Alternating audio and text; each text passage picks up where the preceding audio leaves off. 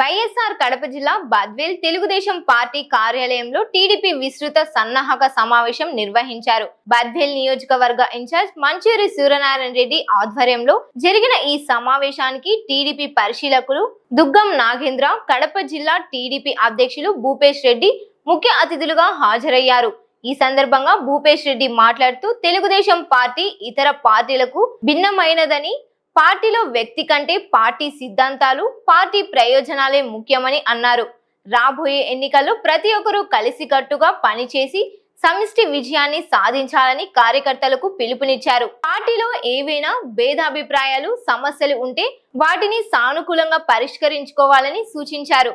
ప్రతి కార్యకర్త తెలుగుదేశం పార్టీని ఒక కుటుంబంగా భావించి ఐకమత్యంగా ముందుకు సాగాలని కోరారు. 5 సంవత్సరాలు గెలవని పార్టీ ఇక్కడ ఉంది. నాకు లోకేష్ బాబు గారు కానీ, చంద్రబాబు నాయుడు గారు కానీ, ఇక్కడ ఉన్నే జిల్లాలోని ప్రతి ఒక్క నాయకుడి అనుమతితో నాకు వాళ్ళు ఇది యొక్క ఇన్ఛార్జ్ ఇవ్వడం జరిగింది.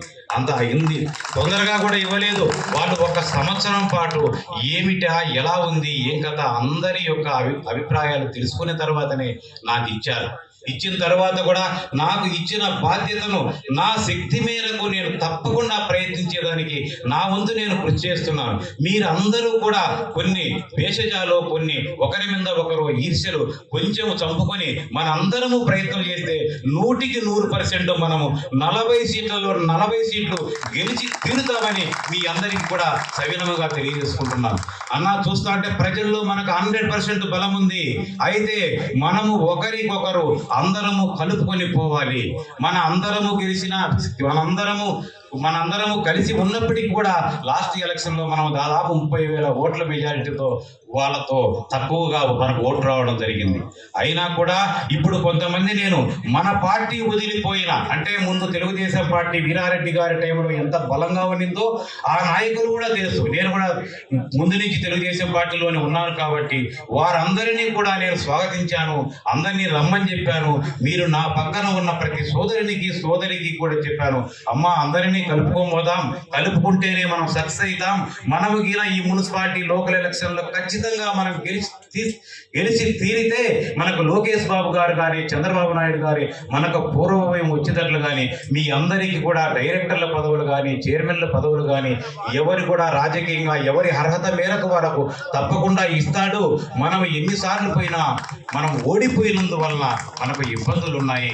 మనందరము పాత రోజులు రావాలంటే మీరందరూ నాతో కలిసి నడవండి. ఈ 2 నెలలు 3 నెలలు మీ సొంత వారికి పర్సనల్ మీకు ఏమన్నా ఇబ్బందులుంటే కూడా అన్నీ కలుపుకొని మనం వెళ్దాం. తప్పకుండా విజయం సాధిస్తాం. మీరందరూ నాతో కలిసి రండి. మీరు ఏమి చెప్పినా అది నేను వింటాను. అయితే గెలిపే లక్ష్యం.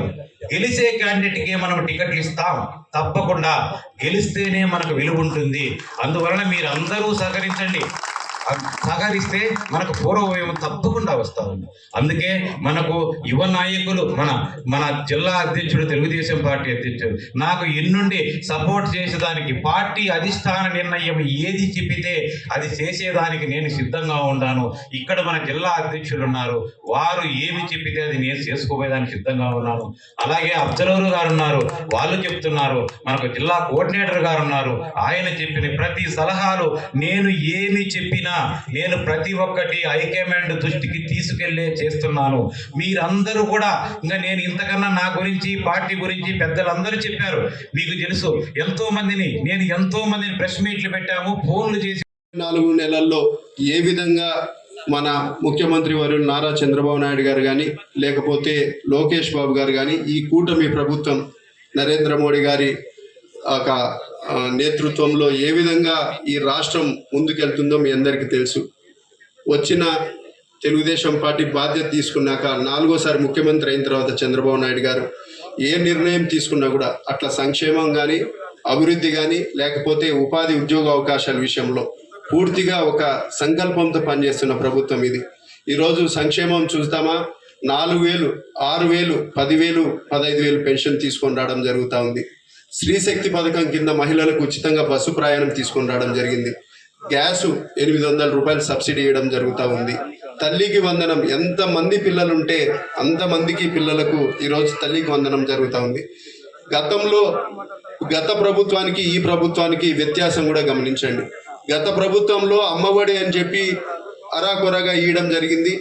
కానీ అమ్మఒడి ఇస్తూనే గ్యాస్ ధరలు పెంచినారు. అమ్మఒడి ఇస్తూనే స్త్రీశక్తి అంటే బస్ ఛార్జీలు పెంచినారు, కరెంటు ఛార్జీలు పెంచినారు. కానీ ఈరోజు ఇవన్నీ పథకాలు ఇంకా ఎక్కువ, గత ప్రభుత్వానికంటే ఎక్కువ ఇస్తూనే కరెంట్ ఛార్జీలు పెంచలేదు. ఈరోజు మహిళలకు బస్సు ప్రయాణం ఫ్రీగా ఇచ్చినారు, గ్యాస్ సిలిండర్ ఫ్రీ ఇచ్చినారు. ఇవన్నీ మీరు ఆలోచన చేయాలా, ఇవన్నీ ప్రజల్లోకి తీసుకొని పోవాలా. అదేవిధంగా ఈరోజు యువ నాయకుడు నారా లోకేష్ బాబు గారు యువగలం పాదయాత్ర చేస్తున్నప్పుడు ఏ విధంగా రాష్ట్ర నలుమూలల్లో ఏ సమస్యలు ఉన్నాయి, రైతుకి ఏ సమస్య ఉంది, నిరుద్యోగంలో ఏ సమస్య ఉంది, లేదా అభివృద్ధి చేస్తే ఏ విధంగా ఉపయోగపడుతుంది. ఈరోజు రాయలసీమలో కూడా ఎక్కువ భాగం పెట్టుబడులు తీసుకొని రావడంలో నారా లోకేష్ బాబు గారు ఒక ప్రధాన పాత్ర పోషించినాడని కూడా ఈ సందర్భంగా మీ అందరికీ తెలియజేస్తున్నాం. కాబట్టి పార్టీ ఒక సైడు అహర్నిశలు కష్టపడతా ఉంది. 76 ఏళ్ల వయసులో ముఖ్యమంత్రి వారు నారా చంద్రబాబు నాయుడు గారు ఏ విధంగా కష్టపడుతున్నారో మీ అందరూ ఆలోచన చేయాలి. మన ఇళ్లలో కూడా ఖచ్చితంగా 76 ఏళ్ల వయసు వాళ్ళు ఉన్నారు. వాళ్ళ పరిస్థితి మనమే, మీరు తిరగాకు ఇంట్లో కూర్చో అని మాట్లాడే పరిస్థితి మనమే చెప్తున్నాం. అది మా ఇంట్లో కానీ లేకపోతే ఇంకొకరి దగ్గర కానీ ఈరోజు ఒక నవయువకుడు మాదిరి ఏ విధంగా 76 ఏళ్ల వయసులో కూడా ఒక కమిట్మెంట్ ఉండి ఒక యుగ పురుషుడు అయితేనే ఈ విధంగా మనకు ఆంధ్రప్రదేశ్కి ఒక నాయకుడు తయారయ్యి మనం అందరం ఈరోజు కొత్త రాష్ట్రము ఇబ్బందులలో ఉంది, ఆర్థిక ఇబ్బందులలో ఉన్నా కూడా ఈరోజు ముఖ్యమంత్రి సీనియర్ నాయకులు 4వసారి ముఖ్యమంత్రి కావడం వల్లనే మన రాష్ట్రము సుభిక్షంగా ఉంది, ఒక సురక్షితమైన చేతులలో ఉందని కూడా మీ అందరికి మరొకసారి. ఏదేమైనా కూడా తెలుగుదేశం పార్టీని నియోజకవర్గాన్ని కైవసం చేసుకోవాలనేటువంటి ఆలోచనతో మన అనేక ప్రణాళికలు రచించి మరి కొన్ని సుదీర్ఘ కాలం తర్వాత ఈ నియోజకవర్గానికి మార్పు అనివార్యము, మంచూర్ సూర్యనారాయణ గారి నేతృత్వంలో పార్టీని బలోపేతం చేయాల్సినటువంటి ఆవశ్యకత ఉందని చెప్పేసి ఆలోచనతోనే మంచూర్ సూర్యనారాయణ రెడ్డి గారికి పూర్తి బాధ్యతలు అప్పచెప్పడం కూడా జరిగిందని ఈ సందర్భంగా మీ అందరికీ గుర్తు చేస్తా ఉన్నాను. మరి ప్రతి ఎన్నికలు సూర్యనారాయణ ఎవరైనా బయట కవింపులో ఇంకోటో చెప్తుంటే నమ్మద్దండి. ఏ రకంగా కూడా మీరు ఆలోచన చేద్దండి. పూర్తి బాధ్యతల్ని సూర్యనారాయణ రెడ్డి గారు. వ్యక్తి ముఖ్యమే కాదు, వ్యవస్థ ముఖ్యం. తెలుగుదేశం పార్టీని 83లో స్థాపించి ఇన్ని సంవత్సరాలుగా 40 సంవత్సరాలుగా ఈ రోజు ఇంతమంది నాయకులను తయారు చేసిన పార్టీ ఒక వ్యవస్థ. మన ఎన్టీ రామారావు గారు పరమపదించినప్పటికీ మన ఇక్కడున్న లోకల్ గా ఉన్న శ్రీ విరాటి నాయకులు కార్యకర్తలు కంటిన్యూ అవుతున్నారు. 40 సంవత్సరం నుంచి కూడా పార్టీలో ఉన్న నాయకులు కూడా ఇక్కడ కూర్చొని ఉన్నారు. కాబట్టి వ్యవస్థ మనకు ముఖ్యము అన్నప్పుడు ఒక మార్పును మనం ఎందుకు ఆహ్వానించలేకపోతున్నాం?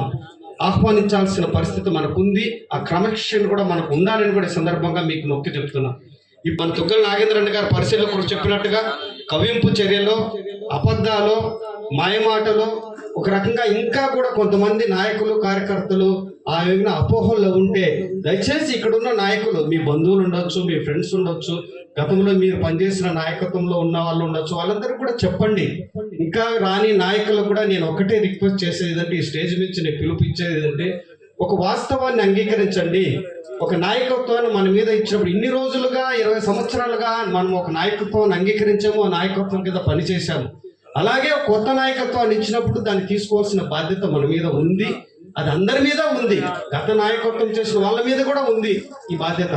దయచేసి వారిని కూడా అందరితో కలిసి, అందరము కలిసి సూర్యనారాయణ రెడ్డి గారిని మనకు ఒక నాయకత్వంగా ఆయన పెట్టినప్పుడు ఆ నాయకత్వంలోనే మనందరం పనిచేసి రాబోయే రోజుల్లో స్థానిక సంస్థల్లో ప్రభుత్వం ఉంది, మన స్థానిక నాయకులు కూడా గెలుచుకునే అవకాశం ఉంది, పదవులు అనుభవించే అవకాశం మీకు ఉంది, మరి ఈ 3 సంవత్సరాల పవర్ను అనుభవించే అవకాశం ఉంది. కాబట్టి దయచేసి అందరూ కూడా ఐకమత్యంగా ఉండి స్థానికంగా ఎన్నికల్లో, స్థానిక సంస్థల ఎన్నికల్లో మీరే అవుతారు. అందరూ కూడా ఎంపీటీసీలో, జడ్పీటీసీలో, సర్పంచ్లో, మరి వార్డు మెంబర్లో, మరి మున్సిపల్ చైర్మన్స్, స్థానిక సంస్థల ఎన్నికల్లో మీరే నాయకులు కార్యకర్తలు, ఇక్కడ కూర్చున్న నాయకులు కార్యకర్తలే అవుతారు. కాబట్టి ఎవరైతే ఇంకా అపోహలో ఉన్నారో దయచేసి వారికి కూడా చెప్పి ఐకమత్యంగా మనం అందరం వెళ్లాల్సిన బాధ్యత ఉందని కూడా ఈ సందర్భంగా నేను గుర్తు చేస్తున్నాను. మరి అలాగే చివరిగా ఒక మాట చెప్పి నేను ముగిస్తాను. సూర్యనారాయణ రెడ్డి గారిని ఇచ్చినప్పుడు మరి సూర్యనారాయణ రెడ్డి గారిని ఎందుకు అధిష్టానం సెలెక్ట్ చేసింది, ఎందుకు అధిష్టానం నిర్ణయం తీసుకుందని వాళ్ళు కూడా ఎన్నో రకాలుగా సర్వేలు చేసిన తర్వాత ఒక నిర్ణయం తీసుకున్నప్పుడు నేను కూడా గత 6 నెలలుగా ఆయనతో కలిసి ప్రయాణించడం జరుగుతుంది. గత నాయకత్వంతో కూడా ప్రయాణించాను, ఈ నాయకత్వం కూడా ప్రయాణిస్తున్నాను. నేను సూర్యనారాయణ రెడ్డి గారి క్వాలిటీ నేను అబ్జర్వ్ చేసి కూడా మీ ముందు చెప్తాను, కొంతమందికి తెలియని వాళ్ళకు కూడా. ఆయనకు ఏ విధమైన